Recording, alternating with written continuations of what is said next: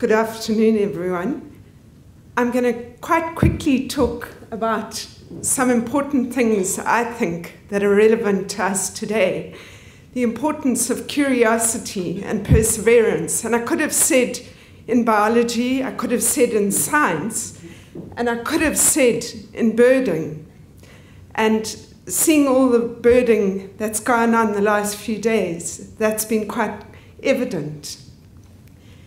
What is curiosity? That desire to learn, to question things. It might be just pursuing a simple curiosity, for some of us satisfying that curiosity, but often it requires us to ask the right questions in the right way. In science, we have a framework for addressing that, and it consists of 4 parts. The first, observation, then usually we develop a hypothesis, we go out, do experiments, analyze, then discuss. And this is very important in determining cause and effect, because often one can see things and make your own ideas of what's actually happening, but if we haven't tested it, then we're not really advancing. So the first part, observation, really requires us to be curious. You don't have to be working as a scientist to be curious. And Albert Einstein said, the important thing is not to stop questioning. Curiosity has its own reason for existing. In recent years, there have been several books, 2 that I have highlighted here, Bad Science by Ben Goldacre and Freakonomics, where they've stressed the importance of curiosity, particularly in expanding science and reviewing and changing our previous perceptions or understanding. If we look in biology, we can go way back, and we've got some wonderful examples. And the first I'm highlighting here is a lady who is an abbotess, Hildegard of Bingen in Germany. And she wrote a whole book on plants and their uses. She was way ahead of her time, mainly because she was curious.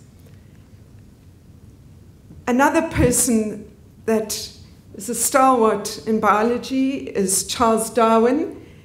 If you look at his writings, he was obviously curious. He raised questions. But the other part was that he was a hard worker. He showed that perseverance. He was a careful record keeper, and I've seen lots of those this week.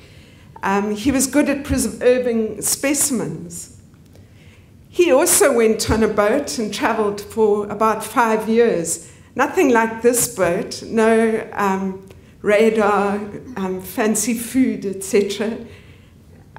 When he got back to England, he spent many years writing. Again, because of his curiosity, he was way ahead of his time. He also saw the bigger picture, and he spent years writing, doing garden experiments. But importantly for me, he was also a family man. Also, the other thing about curiousness is that often 2 people think of the same ideas at the same time. And Darwin was quite, perhaps horrified when he got a letter from the young Alfred Russel Wallace sharing similar ideas to him. What I've also been talking about with curiosity, if it's going to come to anything, it usually ends up in success. And in his book, Malcolm Gladwell Outliers, doesn't really define success. But many of you have been successful in business or sport, perhaps in academics. It doesn't usually just happen. In his book, he said you have to put in at least 10,000 hours. There's a few people, perhaps, where it's been circumstance, but for most of us, success has come through grit and perseverance. It then raises the question, those who are successful, like Darwin, were they plodders, just put in the time, or were they genius? Were they a progeny or a master? Perhaps most of us, when we're eventually successful, can say we plodded along and we eventually mastered it. The most important thing, though, is that with that curiosity, that at least we're making a contribution, and particularly here in Africa, with the effects, especially by us humans, we need to make a contribution. And if we look in terms of ornithology, I was recently sent this name cloud by Colin Beale, and you see a lot of familiar names of us academics, but many of us wouldn't have been able to produce this work without all of you out there, the citizen science people. And so I'm most grateful for your contribution and encourage you to carry on. Biology is unique, and being interested in birding, you're interested in biology. And I come from UKZN, where two of my previous profs in their inaugurals read this quote. In conclusion, I would emphasize the importance of the biological sciences in the education of man for life. Many of our present social problems are fundamentally biological in nature. And that was Prof. Bush and Prof. Meester. Some of you might have known them. So what this has all come to is that us as biologists need to work with other people now, especially in the social scientists, etc., to try and address some of the problems facing planet Earth. And in a recent publication by Trinello Mbaka in Behavioral Ecology and Sociobiology, they highlight this, and I'm quoting from them. Today, scientists practice in a post-truth society in which troubling and often disturbing attitudes towards science have become commonplace. Science has been marginalized and suppressed.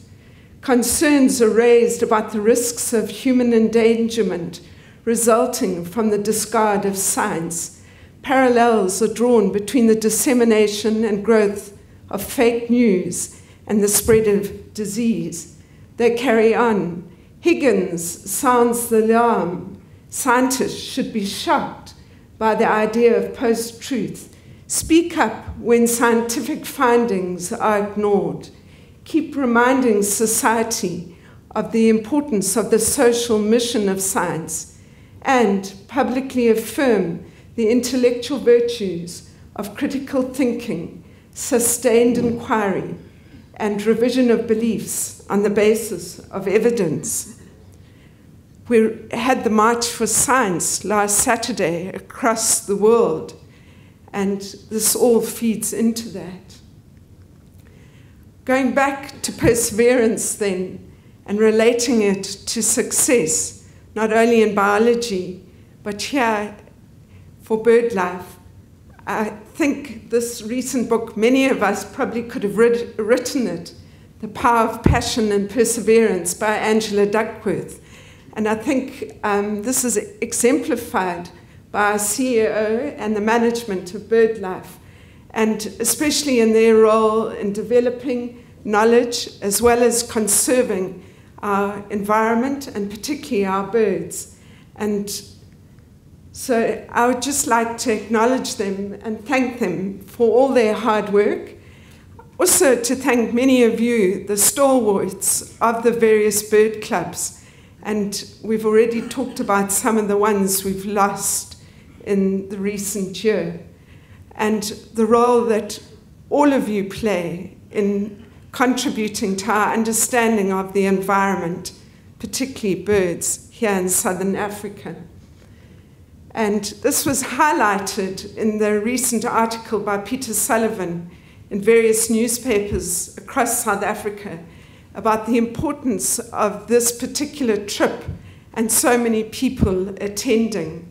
And again, I really think it reflects on the perseverance and success and maybe curiosity of all of you and your contribution to science and the environment.